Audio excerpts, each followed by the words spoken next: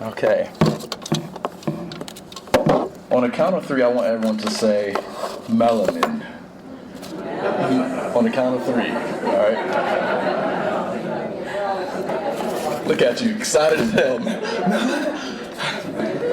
I want to say melanin. 1, 2, 3. Melanin. Oh, doesn't it feel good? Feels good. She was a 6-year-old Korean girl. I was the first black person she had ever met. And the first thing she had said was, not where are you from, but why? Why are you black? Like, what happened? She's 6 years old. And I said, melanin? And she said, melanin? In 2010, I had arrived to South Korea 2 weeks after the earthquake that struck Haiti, a dark-skinned, dreadlock-wearing Haitian-American man teaching English and doing freelance media work. I wasn't afforded individual complexity. I had to earn it because I was reduced to a mere exceptional ambassador. I had to exist solely, on one hand, as the antithesis of negative black American stereotypes, and on the other hand, work as the contrast to the one-dimensional depictions of Haitians in the mainstream media. There is an ignored difference between being the perfect professional and being the perfect human.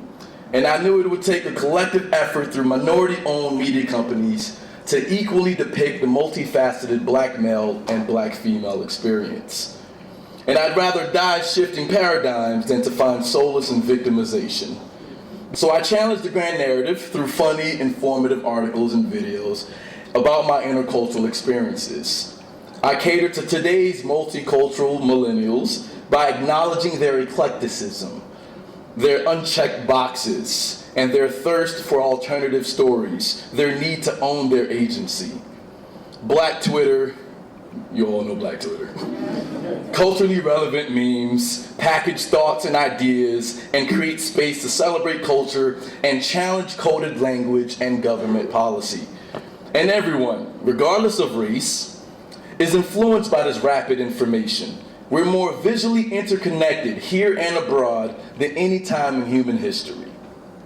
In Korea, I was a reference point for anyone who wanted to work overseas, who saw unlimited possibilities outside of their national borders and their self-identity, who understood that we must be interculturally competent in order to comprehend the visual power of digital media.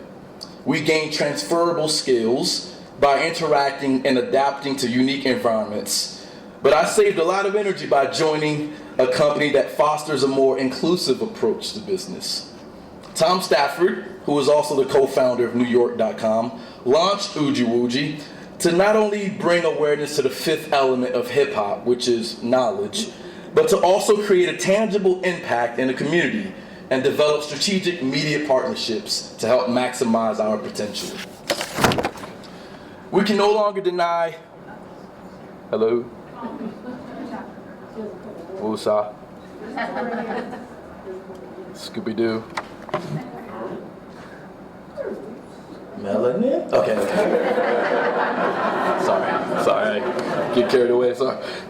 We can no longer deny this constant cross-cultural and international appeal. This collaboration in art is influencing interpersonal relationships and forcing the media business to be more innovative and obviously more inclusive. That 6-year-old South Korean girl turned out to be the best student in my class.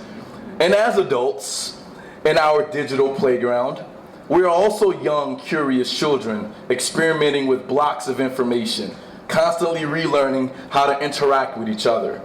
We must develop the characters that we'd want to know, create the stories that we'd want to experience, and live in that world which we've always imagined. My name is Wilkine Brutus. Uji is not their news. Thank you. Melanin, 1, 2, 3. Melanin. All right. Okay.